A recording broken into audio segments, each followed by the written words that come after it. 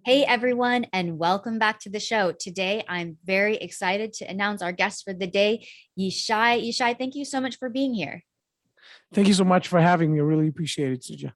Yeah, absolutely. I'm excited to share your story. So, everyone, Yishai is a CRE commercial real estate entrepreneur, and he hosts the CRE Shark Eye Show. Yishai went from being a school teacher to becoming a CEO of real estate and an investment company. So we're really excited to hear from you today. Why don't you tell us, take us back in time? Obviously, you started out as a teacher. Tell us a bit about your background and how you got into real estate. So it's really meaning I have a really weird story. So it's going back.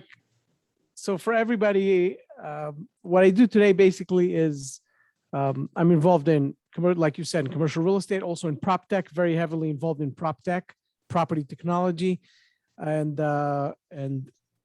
very much in this world. I went, as you said, from a teacher to become a CEO of a company that I basically started for another investment firm. Going really back in time, taking the trip back in time. Mhm.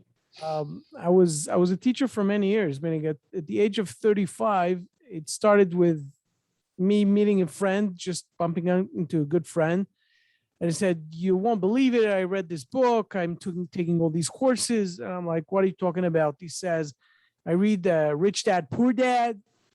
And I took courses about real estate and investing and all that stuff. And I was like, what are you talking? I didn't even know what he's talking about. I had no idea about nothing about business, nothing about numbers. Age of 35. People sometimes tell me it's too late for me. That's where I was at the time. And a couple of days later, it just flew over my head. I didn't even pay attention. A couple of days later, I go play basketball, which I don't do anymore, meaning shoot some hoops maybe every once in a while, but not not for me anymore. But I used to play basketball pretty heavily at the time, and I land on my foot and I tore my ligaments. It was bad.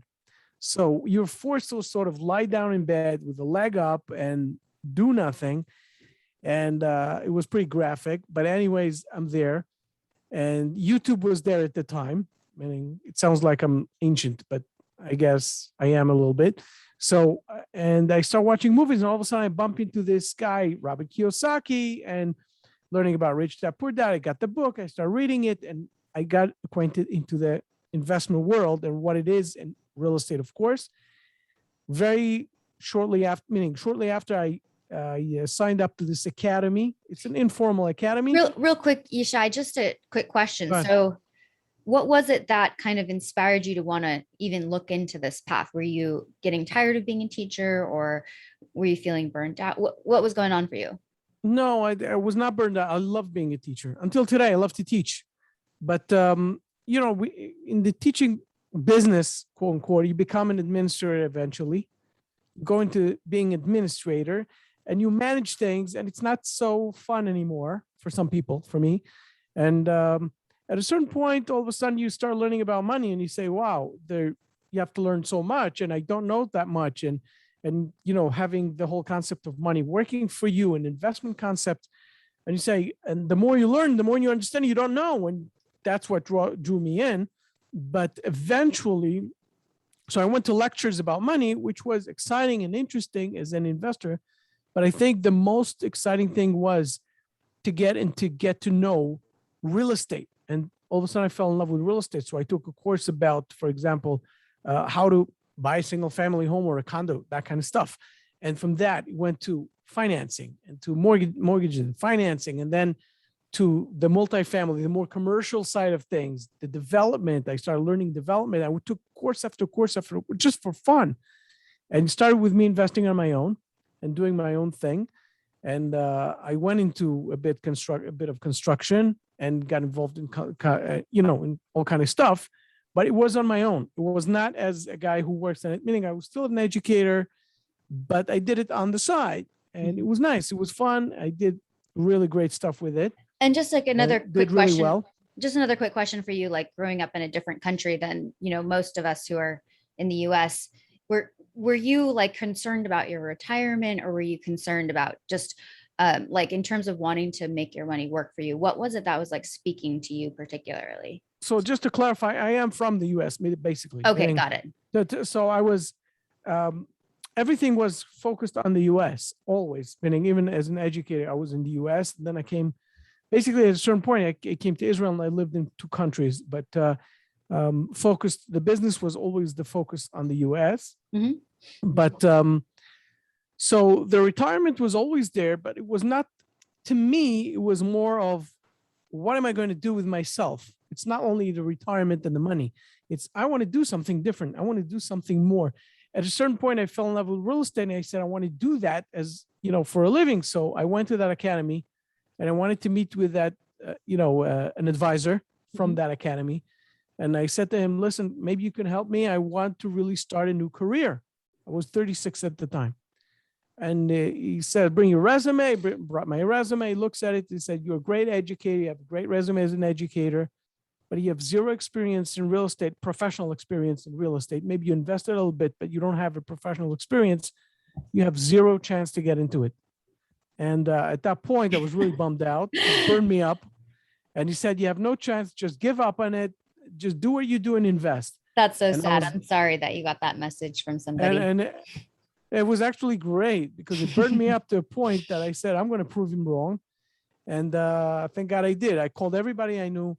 And finally, I got into, later on, I'll explain that this is not really the way to do it, but I got a job. I got a job with a mega development company, really big development company. And, but I got a job as a guy who does the sales for condos. Okay. Meaning high-end condos. Yeah. So it was a great experience in terms of going in and walking in the sites, walking in the development sites, construction sites, talking to engineers and architects and all that stuff. But I was not involved in anything in the acquisition end of things and the numbers end of things, because I was just selling condos, which is awesome and great, but that's what I did. I got the job. I was very lucky to get the job because they actually needed at the time. They actually told me, you never sold any apartment. You never did anything in real estate. Why would we hire you? I said, I don't know. Let me start from scratch. I'll start from the bottom. And they said, and all of a sudden they see my resume. The vice president of the company looks at my resume and he says, there's something very interesting about your resume. I want to hire you.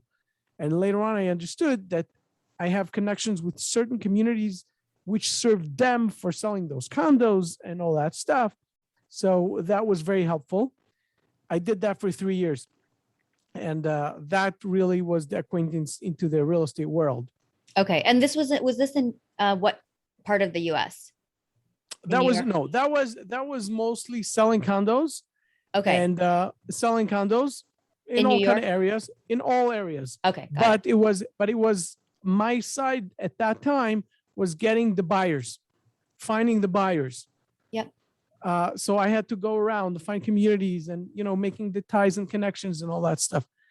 But at a certain point, there was a week, and that was the week that changed pretty much everything to me, for me in terms of my perspective and to get into commercial real estate, the CRE side of things. I had a meeting with a few people, just 1 week. I had a meeting with those big people for selling penthouses, for those people. And each and every one of them did something else. And I created a conversation with them. And each and every one said, I do this. One was doing M&A. I was like, what is that? And all of a sudden it opened a new world for me. And a guy was doing development, like in mega scale, like in New York City and all kind of other places. So it was like an eye opener. And then the last day, I think that was the biggest eye opener I had. Came in a guy with a swag, a suit, like, he walks like with confidence, a young guy, like just a little older than me at the time. And he walks in and what you got? And I'm selling him this apartment. And after 5 minutes of my presentation, 5 minutes into my presentation, he says, don't talk. Like, what? I'm buying it. And I've never met a person who makes $1 million decision in 5 minutes. Uh-huh. So Yeah. it was like mind-boggling. What is that? So I asked him, what do you do? He said, real estate. I said, interesting. What in real estate? And we decided that we'll meet later on the week. He said, come to my office. I'll show you. Bottom line, he has a private equity fund and he's on the GP end of things. And he has he has an operation all over the States, literally. Multifamily, that's what he does. And he showed me everything. And I said, that's exactly what I want to do. Meaning, I don't know exactly, but that's where I want to go. And that inspired me to go and learn the numbers, to teach myself to do the numbers. That's awesome. So you met this guy, and what do you think it was about your interaction that inspired him to, kind of invest some more time in you and meet with you again? We became friends. Like it's a personality thing. Like I think that I'm a natural guy. I meet people. I like people. I'm a people person. And once I meet them, once I have good rapport with someone, it doesn't always happen. Some people you have great Sure. chemistry and some not. With that person, it was, and we became friends right away. We tried to do even more things together later on. And it was a great acquaintance. It was just a great acquaintance. Actually, at a certain point, meaning after we met, he sent me a bunch of stuff, and I looked at all kind of Excels, and I saw that, meaning spreadsheets, and the underwriting of his people, and I couldn't understand a thing. Mm-hmm. So I started, and at the time, you're talking about times. Today, you have courses, online courses. I have an online course. Everybody can go online and learn stuff. At the time, you didn't have that. You didn't have it. If you were a graduate, if you went to graduate school, you could go to NYU Shack or whatever, and you could take a course, but just like that, no. So I started getting all these Excels and looking at this box, and this is coming from here, and this is coming from there, and asked questions. What does that mean? What does this mean? And start reading books about it and so on. Meaning I taught myself so much so that at a certain point, a big accounting firm that I was in tie with, meaning it's making the long story short, I was in touch with them, and they had a big consulting group. And all of a sudden they came to me after talking to one of the guys there, and he says to me, we want you to become the head of real estate investment banking of our firm. So, and that's it. So I went there and I joined them. Mm-hmm. I was there for a little while, and that was great. That was a great acquaintance. Basically, that's the point that I really got into understanding and to getting to know real estate deals on all levels, all asset classes. That was really awesome. Uh-huh. That's awesome. And I just want to circle back on just like an overall theme in your story, which is that you were able to move from being a teacher your whole life up until you were 36 years old to starting a whole new career. And I mean, I know you're telling us bits and pieces of the story. What do you think made that possible for you to make that switch at that age? Because I think a lot of people, who are in their mid-30s might feel like it's too late to really make a change like that. It is hard. First of all, I'm not gonna play it down, but it was, and it's, first of all, I want to say to people that exactly what you said now is 100% accurate, but it's always hard. No matter where you are, it's hard. Life is hard. You just have to, it depends how you take it, how you look at things, what's your mindset. That's what matters. Mm-hmm. And my mindset was, I love it. I want to do it. I want to get there. I want to get it done. I want to learn it. I want it to be a part of my life, and I'm going to make it happen. And that was it. So for me, the mindset was the key for everything. So that's what took me for the next step. That's it. Yeah. And obviously it's a lot of big steps, but every big step has a lot of baby steps, and that's what you have to do. You have to just get to the next step. You have to just do the next thing they have to do and have the mindset to do that. Yeah, for sure. Yeah. And just like to circle back on another point that seems to be a theme throughout your story is that the relationships that you have really helped, that you have developed, really helped propel you towards the next level and the next level and the next That's level. 100%. Mm-hmm. That's the key. Mm-hmm. People, making relationships with people is the key. You have to meet people, and you have to nurture relationships. When you see a contact, when you have a contact, you create a contact with a person there's great chemistry, as we said. Mm-hmm. You don't just let it go. Oh, that was a great meeting. That was a great acquaintance and goodbye. You keep that connection and you try to meet again and you nurture it. You nurture it. It's very, very important because that could be your future. And you don't nurture it because it's your future. You nurture it because it's real, because it's genuine. What do you think will happen if you don't keep in touch with people and all of a sudden you fall on their head after 5 years and say, hey, it's me, remember from that thing in that deal? They're not going to pay attention to you. But if you were in touch all the time, or at least somewhat of the time, and there's a good connection between you, good rapport, something will happen in the end. Mhm. Yeah, for sure. Yeah, I mean, I think that's really key. Is it's just like, you don't know exactly what a particular relationship or acquaintance will turn into, and so just looking for those opportunities when you really connect and jive with someone, and pursuing those and seeing where they go. So this firm that you worked for, do you have any sort of takeaways? First of all, can you clarify, like, what was your role there, and then what were your sort of takeaways about So, commercial so real estate? Sure. So real estate investment banking is basically, first of all, I got involved in the consulting with the consulting group, obviously, uh, but it was mostly putting private equity firms together with sponsors on sometimes on a lower level, sometimes a much higher level.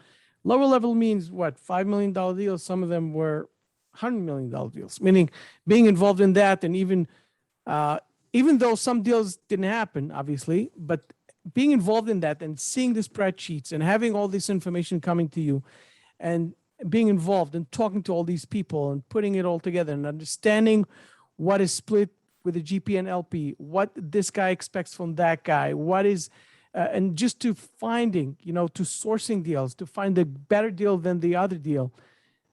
It's such an amazing education. A lot of people also ask me today, by the way, what is the best way to start? One of the ways to start is obviously becoming a finance broker. Why? Because you get to know how to say, you learn the numbers from within. You understand what the lenders want. You understand what the sponsors want. And you putting together deals and you're understanding the depth of why is the deal a great deal? Why Mhm, is the deal not a good deal? What makes it a good deal? And all mhm, these aspects. That's so important. So that's why I think that was a great experience. That was really a game changer for me. for But sure. that was meaning later on, meaning obviously I moved up, but I think that was a milestone that was really important. Yeah, totally. Makes a lot of sense. So, um, where did that lead you next? Like, did you want to be on the GP side after that? What did you want to do after So that? so later on, there was obviously an attempt. I wanted to become my own guy, meaning, but all of a sudden I got a position as an acquisition head of acquisitions in a firm. And at a certain point, someone came to me from an investment firm and said, listen, we want someone to handle all our real estate. So I went and I became a CEO of a company that I formed in the US, which was involved in deals anywhere uh, from Connecticut to New York to Ohio, anywhere, asset classes that were anywhere from student housing, mostly value add deals. Some of them were condo developments, some of them were office, and some we were GPs and some we were LPs. So I learned both sides meaning I was very involved in both sides. And on the side of the GP, where you have to be in the juice of hiring, if it's more development, hiring the architects, understanding what is, dealing with zoning lawyers, finding them, dealing with the municipalities, doing all the things that you need to do, finding the right teams. It's so much work and understanding all that aspect, meaning at that point already I was dwelled in it. And from the LP side, it was going and seeing much larger deals that you are over your head, or meaning it's not your game, but checking out the sponsors, doing due diligence on the deals together with the sponsors or over the sponsors, and finding the right sponsors and finding the right deals. And thank God I got involved in deals, meaning anywhere between $3 million all the way up to $300 million that we got involved in. Obviously, in some of the places we were leading the deal, some of the places we were just involved, And in some places, we were just a tiny LP. But even if you're a tiny LP, you have to still do the due diligence properly. You have to know what you're doing. You have to have the right team, and you have to really get into the deal and know what you're doing. So that experience really got me forward and put me out there. But for the most part, it was, meaning when you get to a point that you get to do what you love to do, I think that was the greatest accomplishment. Obviously, you have equity in all those deals, and obviously you're involved in all these things. But I think that the sense of accomplishment, it's because you enjoy what you do, and that's the fun part. Yeah, for sure. Okay, so Yishai, I know that you were talking before the show, and you were in a number of different asset classes pre-COVID. And tell us about, a little bit about your experience with, if you want, about what you experienced with those asset classes and where you want to focus your attentions now that we're in a post-COVID world. That's a great question. And what the world was pre-COVID is not where the world is today. So first of all, some painful experiences with Office. Of course, Office is not where it was. It will be better, it will be good, but we don't know when and we don't know how. And obviously, certain areas got affected a lot more than other areas. Meaning, if you talk about more the urban areas, the New York cities, and the like, they got hit the most because they're focused on the office, and those places got really hit hard. And now they're getting back, but it will still take a little time because the office aspect will take a little time because people get used to being home. And even if they go back to the office, they can go to the suburban office, which is a whole different concept.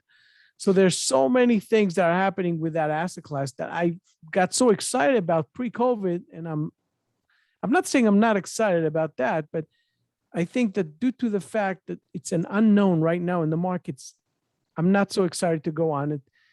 Retail, for example. Really quick, just on Office. Go ahead. So just from a practical point, so those deals that were having a hard time, were you just continuing to pay the mortgage? Was there any sort of like assistance that you needed to, I'm just curious, like, how did you get through that time? So at that point, it's a very good question, but at that point, you have to know how to maneuver together with your lenders, and which we did. Certain things that were planned all of a sudden were not planned. The story, I'm not going to get into, it's not a story about a certain particular asset, but I'm just in general, just to touch in general. For example, talking about Office in the downtown area, okay? And that's not only us, that's everybody else, which was which was a home run, pretty much a home run pre-COVID, right?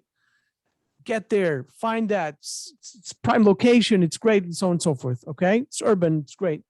All of a sudden, COVID hit. It's a bust. Everybody's running out of it. Nobody wants to be in it.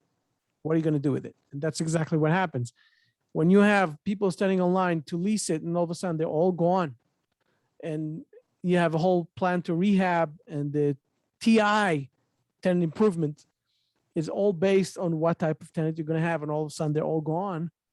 What are you going to do? Building sits like that, you have to really deal with your lender. It's not fun. It's no fun at all. So that happened to a lot of people, and you have to learn how to reposition. But certain things you could not predict. Nobody predicted COVID. But I think that the lesson that we've learned was that multifamily, everybody needs a ceiling over their head. Everyone. And multifamily is the most resilient asset class, and that's why we go in after. Mm-hmm. And today, I'm very busy with something else, as I said. I'm very busy with the prop tech, which I'll be happy to talk about. But in terms of the multifamily aspect, I think that's the next thing. I'll be looking forward to it. The more core plus type of deals, which were perceived by me and by other people also as more boring, because people who love development, who love value add, they go after those, deals that can give you the IRR that you drool over. In the end of the day, you know what? And you're looking over time at those people who made it big, which I have the privilege of interviewing today. You know what? Core plus, small value add, meaning multifamily deal that is solid, and income producing today, maybe with 60% occupancy or 70% occupancy. Great.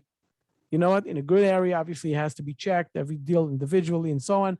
But you know what? The B plus, that's a solid thing. Maybe not to drool over, but you know what? You hold it over time and you learn how to refi and refi again and refi again, and you stay there and you make your investors happy over time.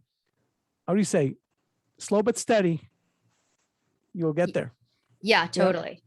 Yeah, it's interesting to hear your perspective, just, being someone who, it sounds like office was more of like a, a sort of a sexier asset class with like higher returns upfront, but then multifamily is more stable and steady growth. Would you say that's how you're looking at it now? Yeah, 100%. Right now, Okay. of course. Meaning Sure. what will happen in the future, we don't know. But Right, totally. So, I'm just curious, just going back to office, because, there's a lot of office space that needs to be dealt with somehow, some way. What do you think that office buildings, being in that space, are going to get repositioned in some other, like to some other asset class? Do you think so there's- it's a good question. Let me answer that. It's a beautiful question.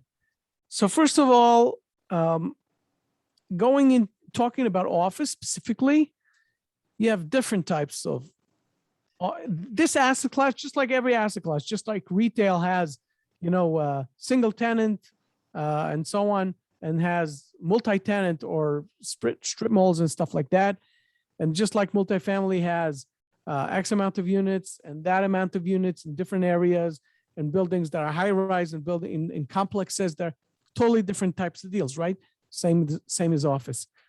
An office in the urban areas, which is, I think, that the most challenging right now today, post-COVID and post-COVID, because we don't know when people are going to be back, feel comfortable to rent the space, have another lease, find the right tenants, et cetera, et cetera, et cetera, are in one category. And then you have those offices that are in the more suburban areas, right? In the rural areas. Give you just an example. I had a conversation with a guy who he works for a company that they have offices in the New Jersey area, which are more spread out, rural areas. Like you're talking about those box buildings that have like 3 flights most, right? 3, 4 flights. That's it. Yeah. Those type of buildings. They're not high rise. They're not nothing. They're full occupancy. They have those big tenants over there. They're very comfortable. They have the parking outside. They made it very comfortable in terms of the pandemic. So obviously when the pandemic was at its heat and no one can get out and people had to stay at home and all that stuff, everybody got hit. But once things got back, they got back to the office and they made it comfortable for them. Those in the office in the urban areas, when they ran out and they went to suburbia, so it's natural that the person that moved to suburbia, especially a family or a professional that has a house somewhere over there, who knows where, and he's living in a house instead of in a penthouse in the middle of the city, all of a sudden that person, okay, no matter which city it is, every city has a downtown. He's there now. It's obviously will be more comfortable for that person, for that company to go and to drive 5 minutes instead of 45 or an hour and a half sometimes, or whatever it is, into the downtown area to close by an office building that is just close to his house and to rent it out. And that's why office in that category is extremely successful. So obviously, again, it has to be checked. Each area, each deal of it stands alone. But I'm saying, and the general perspective, the general discussion, so I do believe in office, but those areas definitely won. For sure. Totally. Yeah. Very interesting. Okay. Well, we are getting close to time. So I would love to just hear anything you want to share with the listeners about how they can learn more about you, listen to your show, etc. And thank you so much.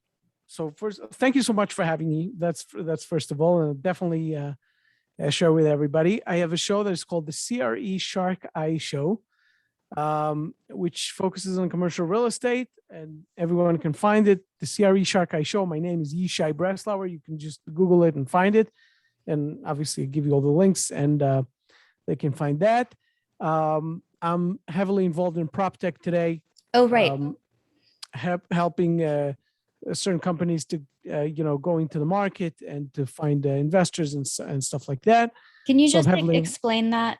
Just define what prop tech means for Oh, you. yeah, for sure. Prop tech is short for property technologies, just like fintech is finance technology, and like med tech, et cetera, et cetera. So prop tech is property technology, which includes anything to do with, any technology that has to do with property management, construction, you name it, anything you want to think, acquisitions, big data, AI, artificial intelligence that will, help investors find the right type of, or sponsors find the right assets, find the right deals, and it goes on and on and on. I can go forever with that. But anyways, that's prop tech. And it's so exciting because real estate was pretty much the last sector that technology got into, meaning technology is something that obviously changed the world. We went from the Coca-Cola to the Google, and real estate is going to be a part of it. Whoever is not going to incorporate or being involved in technology within the real estate arena, those type of people are going to be dinosaurs. So I felt that a few years ago, and that's it. For sure. So I'm very involved with that. Helping Awesome. a few companies getting into that. Yeah. Awesome. Well, thank you so much, Yishai. There's just a ton of valuable information and your story about, starting as a teacher and now doing so much amazing stuff in the real estate space, just all over the place. And it's really inspiring. Thank you so much for sharing your story. Thank you so much for having me. Really appreciate it. Yeah. All right. We'll see you next time. Thank you. Thank you.